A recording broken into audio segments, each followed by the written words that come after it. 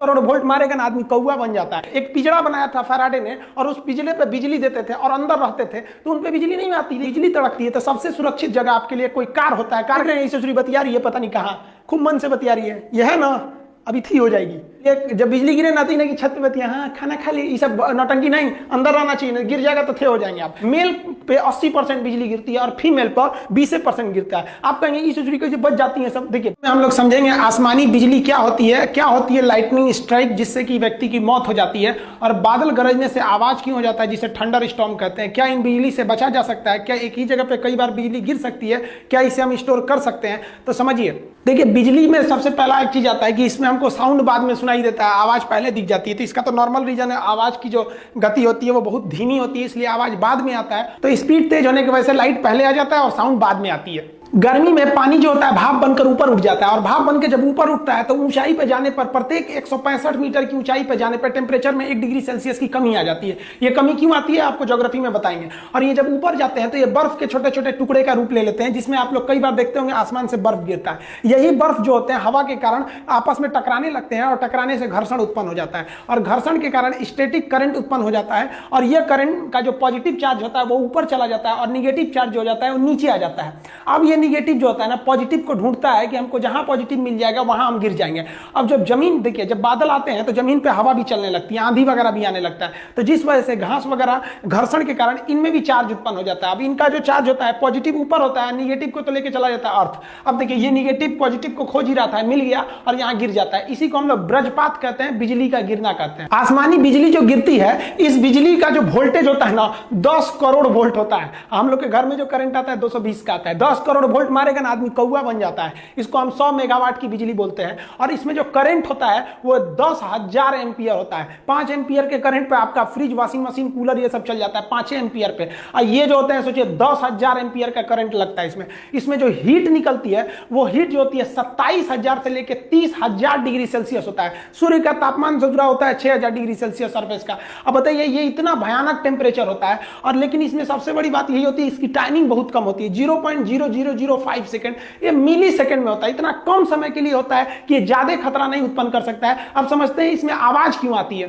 देखिए जो लाइटनिंग होती है, ये बिजली होता है, इसका टेम्परेचर तो 27,000 यानी लगभग 30,000 डिग्री सेल्सियस होता है। और हवा में जो बारिश की बूंदे होती है वो तो ठंडा होता है, तो ठंडे के पास गर्म चीज को ले जाएंगे तो बहुत तेज आवाज करता है। जैसे गर्म रॉड को पानी में डालिएगा तो बहुत तेज आवाज करेगा। आप इसको किचन में देखते होंगे, तड़का लगाया जाता है ना, जब सब्जी उब्जी को छौंका जाता है तो तेल एकदम गर्म रहता है, और उसमें आप सब्जी डालेंगे तो हल्ला करने लगता है, ये पगला ही का एक डाला है जी, हम गर्म में ठंडा क्यों मिला रहा है, वही आवाज आने लगता है। तो यही जो होता है बिजली जो होता है उसका टेम्परेचर इतना तेज होता है कि वायुमंडल की हवाएं जो होती हैं वो क्या होती है दूर हटने के प्रयास करती है, क्योंकि जब गर्मी आता है तो गर्मी के कारण हवाएं दूर होती हैं। इसका टेम्परेचर इतना तेज होता है कि वहां पे जो हवा के पास जो नमी वगैरह रहती है उससे उसको वाष्प बना के उसको बहुत तेजी से हटाता है, जिस वजह से एक आवाज उत्पन्न हो जाती है। आसमान से गिरने वाली बिजली से बचने के लिए बेंजामिन फ्रैंकलिन नामक वैज्ञानिक ने एक लाइटनिंग कंडक्टर या लाइटनिंग रॉड का निर्माण किया था, जिसे हम तड़ी चालक कहते हैं। यह कॉपर का बना होता है। यह क्या करता है, इसको हम लोग घर के ऊपर लगा देते हैं और इसे वायर के द्वारा, यहां आप देख रहे होंगे यहां मोटा वायर लगाया गया है, इस मोटे वायर के द्वारा इसे हम लोग अर्थ यानी ग्राउंड में कर देते हैं।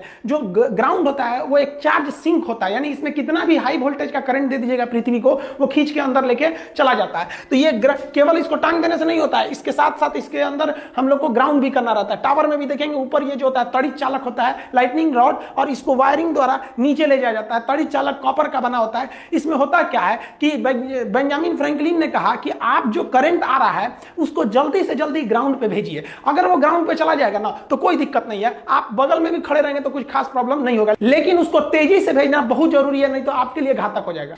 सोचिए क्या होगा अगर कोई हवाई जहाज हवा में जा रहा है उस पर बिजली गिर जाए, जहाज गिर जाएगा, कुछ इफेक्ट नहीं पड़ता है। जहाज जो होते हैं ड्यूरेलिन के बनाए जाते हैं, अल्युमिनियम का वो एक एलॉय होता है, और इसकी एकदम चिकनी पेंटिंग की जाती है ताकि इस पे जब भी बिजली गिरे तो इतना करंट जो होता है वो करंट चारों ओर फैल जाए। और ये जो राउंड शेप का जो एरोप्लेन होता है तो वो चारों ओर बिजली फैल के नीचे चली जाती है। दूसरा एक और बात समझिए, जो एरोप्लेन होता है अंदर से खोखला होता है, और आप पढ़े होंगे फैराडे का केज, एक पिंजड़ा बनाया था फैराडे ने, और उस पिंजड़े पे बिजली देते थे और अंदर रहते थे, तो उन पे बिजली नहीं आती थी, क्योंकि बिजली जो होती है सरकमफेरेंशियल फ्लो करती है और एकदम शॉर्ट रास्ता खोजती है। तो आप कहेंगे सर पिंजड़ा को छुएंगे तो नहीं मारेगा। देखिए यहाँ पिंजड़ा को टच भी कर दीजिएगा ना तो हाई वोल्टेज का करंट भी नहीं मारेगा। क्यों? क्योंकि ये पिंजड़ा बहुत ही बढ़िया कंडक्टर से बना हुआ है, जितनी बिजली मिल रही है उसे फटाक से ये ग्राउंड में भेज दे रहा है। आप छुएगा तो आपके लिए कुछ छोड़ ही नहीं रहा है। तो ये जो हवाई जहाज होता है एक पिंजड़ा का काम करता है, हम अंदर सेफ बैठे रहते हैं, क्योंकि करंट सरकमफेरेंशियल बाहर बाहर फ्लो करके और नीचे चला जाता है। इसीलिए कहा जाता है कि जब बिजली तड़कती है तो सबसे सुरक्षित जगह आपके लिए कोई कार होता है, कार के अंदर घुस के बैठ जाइए,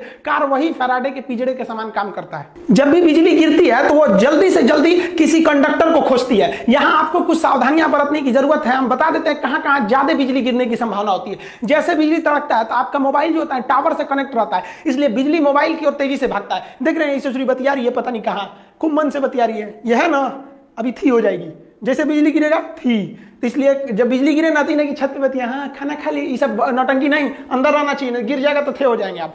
पेड़ वगैरह के पास भी बिजली ज्यादा गिरती है। आप लोग कहते हैं दुधारू पेड़ के पास बिजली ज्यादा गिरती है। देखिए दुधारू पेड़ जिसमें दूध वगैरह होता है, जैसे बरगद को ऐसे मारिए तो हल्का हल्का दूध निकलने लगता है उसमें लिक्विड, तो दुधारू पेड़ से मतलब नहीं है। देखिए दुधारू पेड़ जो होते हैं उसमें ज्यादा भीगा होता है, वो जो भीगा वो ज्यादा होता है, इसलिए वो ग्राउंड से ज्यादा जुड़े रहते हैं। अब जो बिजली आ रही है वो ग्राउंड पे जाना चाहती है, उससे पहले ही आपको 20 फीट ऊपर पेड़ मिल जाएगा, कहेगा इधर से चलो ना। इसलिए बिजली गिरते समय या बारिश के समय पेड़ के नीचे नहीं रहना जाता है। जब बिजली तड़क रही होती है तो इस पर गिरने की संभावना ज्यादा रहती है। खाली मैदान में बिजली बहुत तेजी से गिरता है, इसलिए खाली मैदान में भागना नहीं चाहिए, वरना भागेंगे तो आप ही के ऊपर गिर जाएगा। खाली मैदान पे बैठ जाना चाहिए, उसको हम समझाएंगे। खाली मैदान पे भी गिरता है, खिड़की वगैरह पे मत झांकने लगिएगा, ऐसे लोहा का रेलिंग पकड़ के बहुत अच्छा बिजली तड़क रहा है, गिर जाएगा, इसी पे चल जाएंगे आप। यहाँ पे जो बिजली होती है वो तालाब के पास ज्यादा गिरती है, इसलिए बिजली के समय तालाब समुद्र के किनारे नहीं जाना चाहिए, क्योंकि वहां की बिजली गिरेगी तो ग्राउंड लेते हुए आपको भी चली आएगी वहां पर। ये टावर से हमेशा दूर रहिएगा। हालांकि टावर के ऊपर तड़ी चालक लगे रहते हैं, लेकिन उसके पास में भी उसका असर ज्यादा रहता है, वो इतना हाई वोल्टेज रहता है कि थोड़ा सा भी आपकी जान ले सकता है।